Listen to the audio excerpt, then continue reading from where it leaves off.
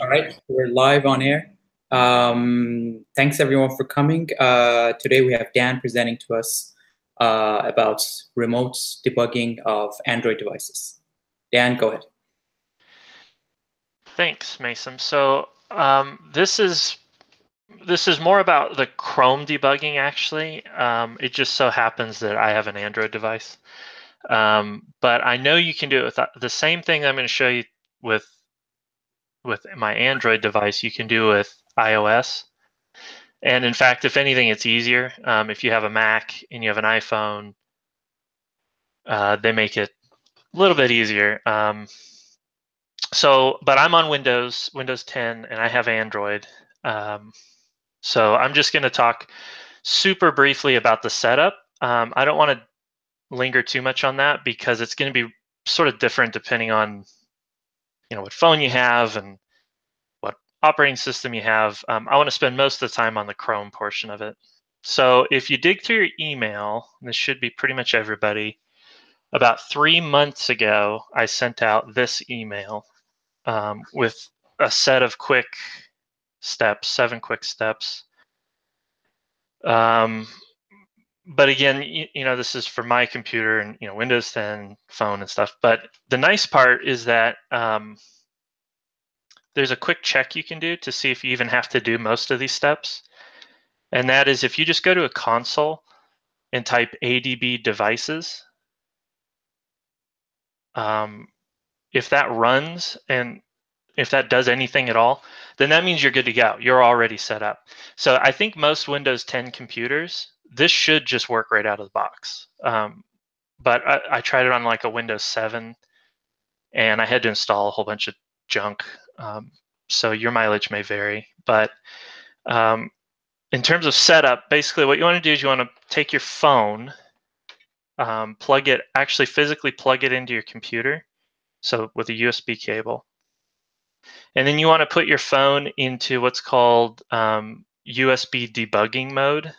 And again, it varies completely depending on what phone you have. So I have a Galaxy S7, and there's a set of steps to do it on Galaxy S7. But what you want to do for your phone is just say, whatever. So Galaxy S7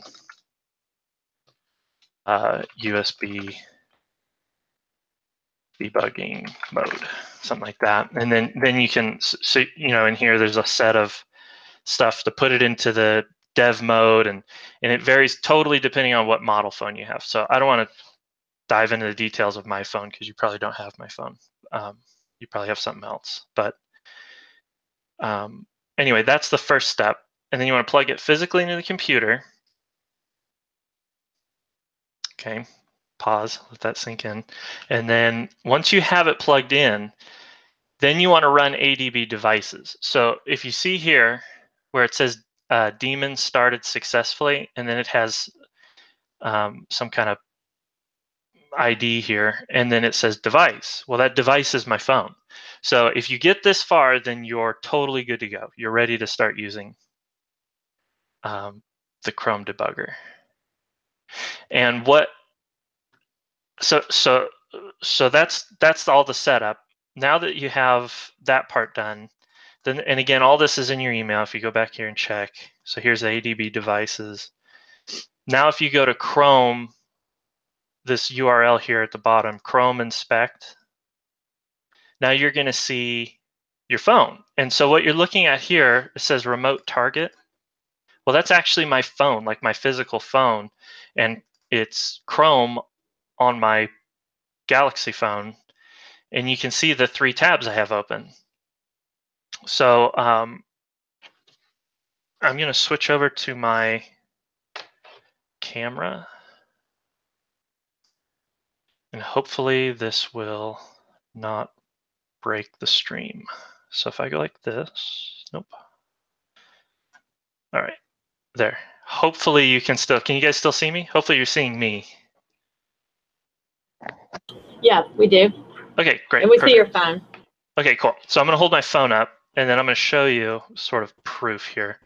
Okay, so that's my phone. And so you can see now I'm going to click some of the buttons on that panel. So like I'm going to switch over to this air conditioning pressure chart. So you should have just seen the phone switch over. There, I get it really close. Okay, so now we're going to go to AJC. So hopefully you're seeing it switch. And the point, the reason why I'm belaboring this is I want to prove that I'm actually controlling my phone with my desktop computer. And so now if I go back to, okay, so if I go back to AJC, now there's something really cool that we can start doing. And I just want to, one last thing with the camera up, hopefully you can see it scrolling. Okay. Yes, we can. Sweet. So that's actually me on my desktop computer. And like, I'm going to open the hot dog menu here. And I'm doing all that stuff with my keyboard and mouse on my desktop computer. Okay, so that's sort of the proof. All right, now let's go back to screen share. All right, hopefully you can see my screen now. All right, so from this back to this menu, you know, you can like close tabs, reloads, and that's all cool. You know, you can open a new tab with a specific URL. So somebody was saying like, see if there's a link in here. Okay, so like Medica posted something here. I don't know what it is, but so now I can just copy paste, and I'm watching my phone, and it just opened up on my phone. So you don't have to email stuff back and forth, and you know go through all that rigmarole. But there's something that's even cooler, something that is way cooler, and that is you can click the inspect button. And that opens up a standard Chrome inspector. And this is my phone. So this is like, if you know what a Chromecast is, this is like casting my screen. Except the thing is I can cast my actions into the phone. So like I can scroll. I can, you know, when I had it up against the camera, I just open the hot dog menu. And it's the cool part is it's not a simulation. This is actually, I'm looking at my phone, watching the changes. And say for example, you had a ticket and it was like, well, actually, here's a real one. So Holly said that 99 Cent was broken. This on mobile first. This isn't mobile first, but let's pretend it is. So what you do is you click this button here, and then I can go over here, and I can click that. And now I'm looking at the actual anchor that's in my phone. So if there's something, you know, specific to mobile that isn't, you know, working right or something, or the style isn't right, like the padding isn't correct, well, I can come in here and say, oh, it shouldn't have been 75. It should have been 73, you know, whatever. And I can see the change, right? Or it shouldn't have been bold. It should have been bolder. And so hopefully you're watching the subscribe 99 Cent change as I'm messing with it here. You know, or instead of center, it should have been left. So you can see it realign. Yeah, so. That's really cool. Yeah. That's amazing. I mean, and I know you're probably going to get to this, but can we run a local proxy this way? Is that even possible? Run a local proxy. Oh, you mean the dev tool stuff? You're right. I want to debug some JS on my phone. Yeah, definitely. And so what that would look like is you would do, instead of the actual ajc.com, you would just go localhost, whatever it is, 9011 or whatever. And that would hit your local proxy, get your locally built files, and then you could debug it here. So it's pretty cool. That's hugely valuable. I don't know. Would that be accurate? Oh yeah, yeah. It would be. This is not a recreation of what's on your phone. This is actually streamed from what's on your phone. So like this void zone up here is the browser bar, you know, the URL bar and the buttons and stuff. Hey, I have a question. Yeah. Mm-hmm. So you know how you just typed in localhost in there? So this says that the the data that's being used is coming from your computer and not from your phone, right? So No. that's why you can put in No. localhost. No? How would your phone know what localhost is? Oh, yeah. So that's a great point. So you'd have to set that up in your local, what's it called, port forwarding or whatever it's called. There is a way to do it because I do it with my WAMP server. But yeah, that's a great point. That's actually a really great point. So if you type in an address up over there where it says open tab with URL, right? It opens that page. What I'm wondering is, does that data come through your phone's data plan or Wi-Fi, or does it come from your computer's Wi-Fi? Well, if I took my phone off of my Wi-Fi, right now my phone's on my Wi-Fi. Right. So it's on the local network. But if I turned off Wi-Fi on my phone, then it would be coming through the 4G connection. Oh, so it's still using your phone's data. Yeah. Mm-hmm. Oh, Yep. I see. Yeah, but I mean, right now I'm on the Wi-Fi. So when you set up local host, you have to set up the local host on your phone so that your phone knows what local host is. Yeah, that's a good question. We'd probably have to figure that one out. Yeah. Hey, sorry to interrupt, Dan. I was actually just messing with this the other day. Basically, what you have to do, you have to have the laptop and the phone on the same Wi-Fi network, and you have to hit your laptop's IP directly from the phone. Oh, that makes sense. Make it work. And then you probably have to open it up in the firewall, right? Yeah. Yeah, you have to set your sharing on the laptop and all that jazz. Oh, so okay. It sounds like there it is is a way, possible.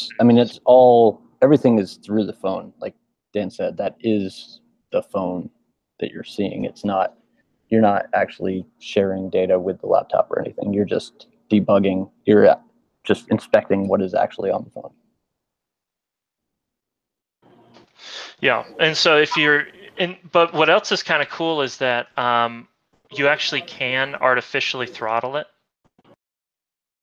So like all the tools on the network tab still work, but to be clear, this is an artificial throttle. So that's basically telling Chrome to just not load things as fast. But it would still be, like Dave said, it's all through your phone. But what's cool is that all of the dev tools that come from using Chrome Inspector are available. And then there was something else I want to say. Oh yeah, and then probably one of the biggest things is just access to the console. So in the past we've used kind of special pieces of JavaScript and sort of weird stuff, but now we have direct access to the actual console. So and here's an interesting thing I found when I was playing around with this that we wouldn't have caught, at least I wouldn't have caught otherwise. So we have our first ad log, and then check this out. Something calls it again.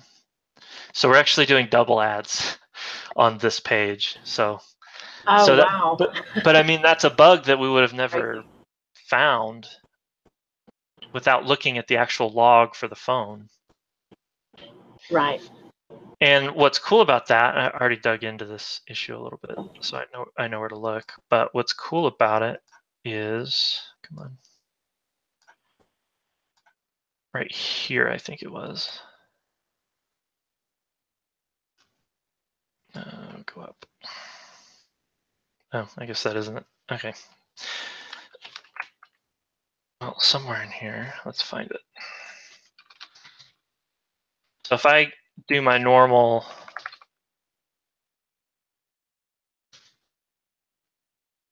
debug, but well, I'm not trying to debug the page like officially. What I'm trying to show is that your normal workflow, like I can look for a string in the actual page because all the normal inspector tools work here. So, oh, cool. Well, I got lucky. This is what I was looking for. So you can see here's the first one. And then if we come down, so we'd say like, where is the second log coming from? And so we can, so it's somewhere in here. So it looks like there's an iframe that's loading ads twice in there. And so then we can, come up, scroll into view. Oh, it's this thing right here. So whatever lives right here. What are you doing, phone? Yeah, it was that iframe that you were on, Dan. It had a source of pound, which means it was loading the document all over again into the iframe. Where'd it go? I'm trying to focus my. There it is. Okay. So it's invisible. Whatever this is, this block here contains an iframe that, like Dave said, is reloading everything. So Oh, that's an embed that someone put in via Swing, maybe? I don't know. Yeah, I don't that's know. exactly right. We found it a few weeks ago, and apparently nothing has been done to correct it. So anyway, now we have the ability. Does this happen on desktop as well, Dave? Probably. Yeah, it does. Yeah, probably. Okay. So that in that case, we could just use desktop. But the point is, to circle back, is if this was a mobile specific thing, then we could use this to really use our powerful normal workflow tools for mobile device, actual mobile device. We don't have to use what's it called, Open Graph or whatever the emulation tools. We don't have to use the emulators to try and guess at what might be wrong and then maybe do like some kind of hacky thing to hopefully do something to fix it. But now we can actually see what the issue is and fix it correctly. And I think, oh yeah, there's one other thing I wanted to say. And the other cool thing about it, if I can find what I'm looking for, I thought it was application. It's, oh, here it is, performance, is we can run our performance audits against mobile. So we did, the big, huge effort, mobile first story page. Well, we can now run our, our Chrome audits to check things like heap size and look for jank frames and watch frame rates as the page loads and all that stuff. We can do that before and after on an actual device, using the standard tools. So that's pretty cool too. Yeah, that's very helpful. We were running a lot of these performance tests a couple of weeks ago, and that kind of thing would be awesome.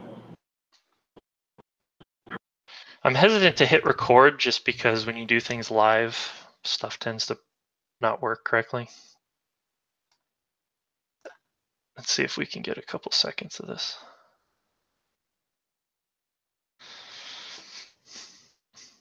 Oh, cool, it did work. Good. Thank you. So now we can look in. If you've never seen this before, it's a way to see like what was running. So like I can come in here and at this time frame, I can see that some timer went off and new relic. Well, that's just a new relic wrapper. But when we dig in, here it is, Moat. So we can see that Moat was running. And if you wanted to see exactly what it was doing, self-time, how long it took to execute, and all that good stuff. But so like here's a nice big chunk. This is 16 milliseconds. It wouldn't be noticeable to the eye. Most of the stuff we're interested in happens when the page loads. But if you've never seen this before, it's a really good tool to kind of learn. It shows you what's running and when. So if like the page is loading, oh, all right, I'm gonna click it. I can't resist. This is I probably shouldn't be clicking this. We're gonna see.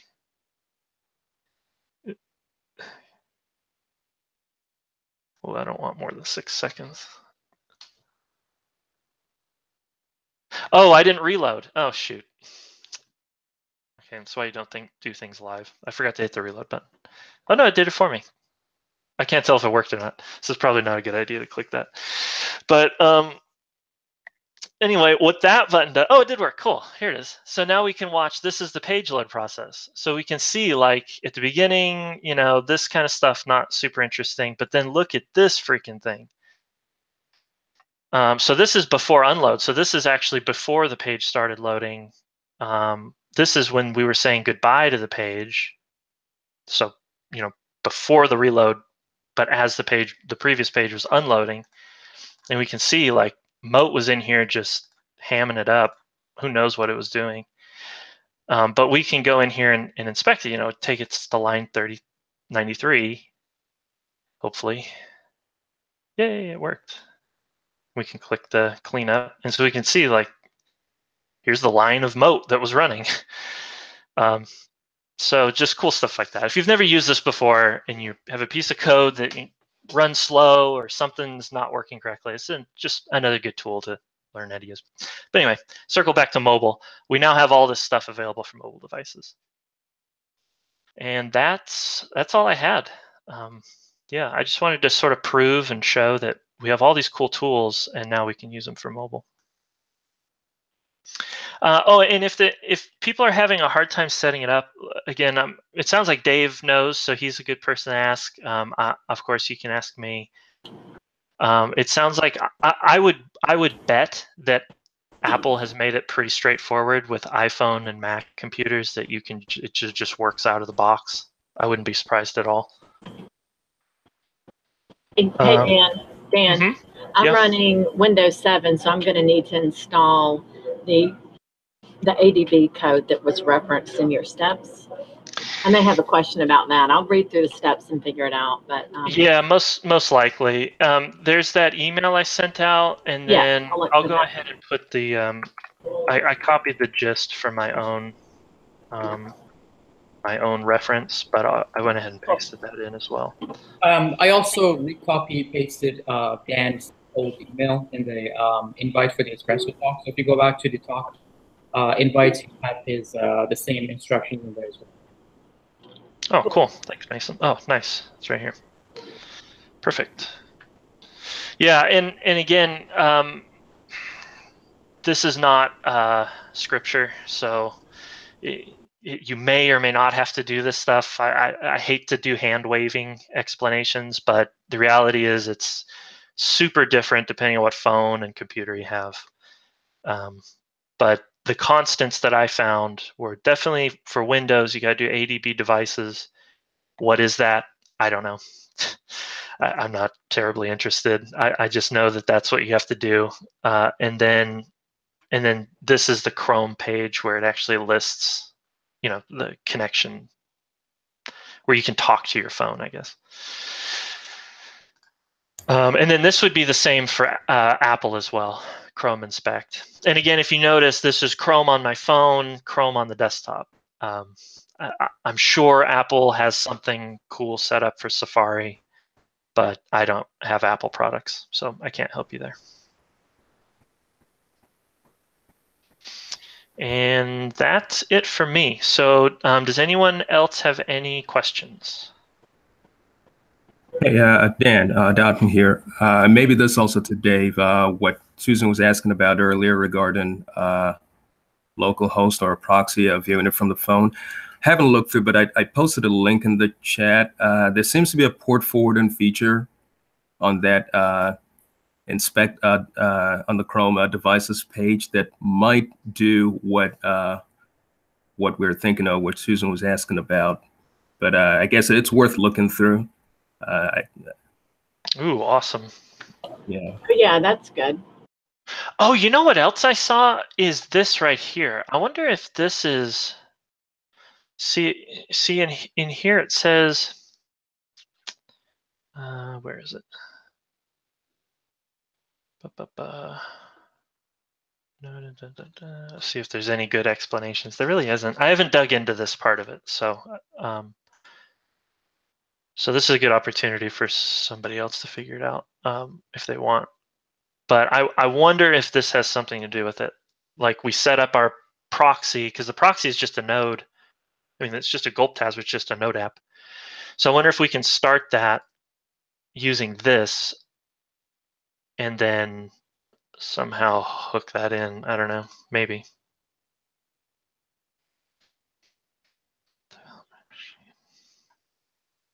But this sounds exactly like what we want to do. Dalton, this is a good find. Thank you. Forwarding. Huh, cool.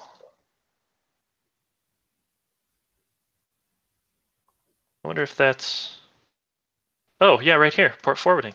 Huh, Oh, cool. So I wonder if you can go like 9011 localhost like this. Oh, I guess you got to click that. I kind of want to try it. Okay, well, let me just pause. Does anyone else have any questions before I completely go off on a tangent here? Hey, Dan, I've got to drop off for another meeting, but thank you so much for reviewing this. I'm going to set this up on my Windows 7 with the iPhone, and I may have some questions as I'm going through that process. Okay, yeah, no worries at all. Just let me know. Yeah, this is incredibly helpful. Appreciate it. Yep, you're welcome. There's no way this is going to work. If this works, oh baby. Oh my gosh, is it working? Oh, it's hilarious. I think it worked. What does your proxy server say? Does it say forwarding? Did that work? Oh no, I didn't load the CSS. No, but the JavaScript did. Oh, this is bizarre. It's like some of it. Oh wait, does preview dev look like that? Maybe preview dev is just kind of messed up. No, preview dev looks fine. Yeah, it works for me. Oh, weird. The CSS didn't load for me. I wonder if, oh, I wonder if it's because it's like bad locally. How do I rebuild?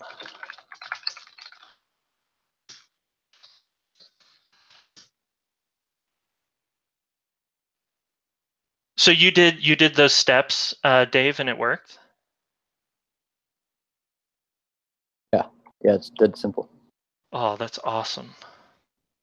Reload. So I guess now it's forwarding that it's using the data from your computer, no longer using it from. Well, it's not the data. It's still using the phone's data, depending on whatever, if you're on Wi-Fi or not. But it's actually hitting the web server on your laptop. For those couple of files. Yeah. Oh, okay. Does yours look like this, Dave? With a blue bar? That doesn't look right. Well, hold on. But what's weird is all the JavaScript loaded. Oh wait, I know how to check. Here, we can check like this. Network. Oh, it had to have worked. Look, localhost 9011. Portal config. In here would be common. No, that's Janrain. Here it is. NP free common. App. No, it had to. Look, the address is localhost. It had to have. I think this is working. Yeah. Yeah, I'm on an actual story and it looks okay. I don't have that blue bar. Oh, this is too cool. Okay. Hey, we made a breakthrough. Awesome. Wow, how simple. Yeah, so all I did is I clicked port forwarding and I added 9011 localhost and then clicked enable port forwarding and then started the proxy. Wow, very cool.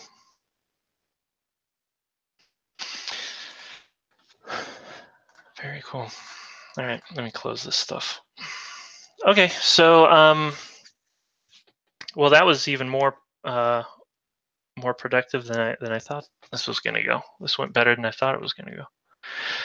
So okay, does anyone else on the call have any questions, or would you like to see anything? And okay, I'm not hearing anything. All right, well, thank you all very much. I appreciate your time and attention, and hopefully this is going to be useful for you in your day-to-day.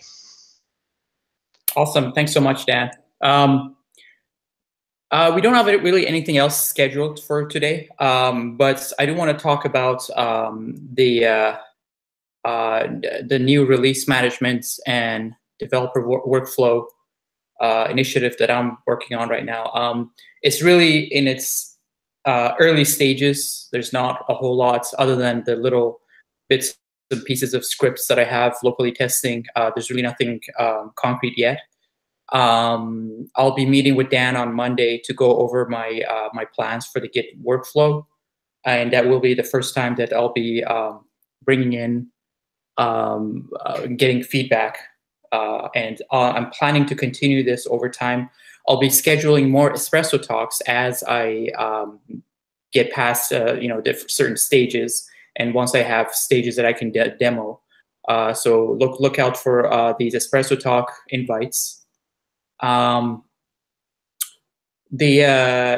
don't know if everybody's been following what's going on with the release management, but so the idea is that we want to be able to automate release management in Method, so that we don't have to go through the process of manually updating, committing and updating in SVN, and then updating again in QA and so on. I think everybody's been through that painful process, and I can't think of anyone who actually enjoys that process. There's so many things wrong with that process, and not to mention the weird errors that we get every once in a while that go away if you keep trying, or sometimes they never go away. For some reason, the NP page sites has ghost logs on every file. So I think Ian Price found out that happens when the SVN file is locked for some reason, and that kind of projects a lock onto everything else. So yeah, so that's pretty much the goal of this initiative. Move over to a point where we can automate things and reduce the pain points of the developer workflow. I'm not going to go into any detail right now of anything that I found. I'll start with Dan. Dan and I will meet on Monday, and I'm going to be meeting with other people who are going to be kind of on a consult basis with the project as well. Once I have something down, then I'll schedule the first Espresso talk to go over what we found so far. That's all for now. Thanks everyone for coming, and thanks Dan for your presentation, and everybody have a great weekend. Some of us, well, I don't know if some of us, John Robinson, he's not here, and I will be in Atlanta for a hackathon. I think everybody else is already in Atlanta, so. Dan, you're not, are you flying in on Monday? No, I won't be there for the hackathon, unfortunately. Okay. But I just left there a couple weeks ago. Oh, right. You were there for the performance summit, right? Mm-hmm. Okay. Cool. All right. Well, thanks everyone, and have a great weekend. Thank you. Bye. Bye, everyone.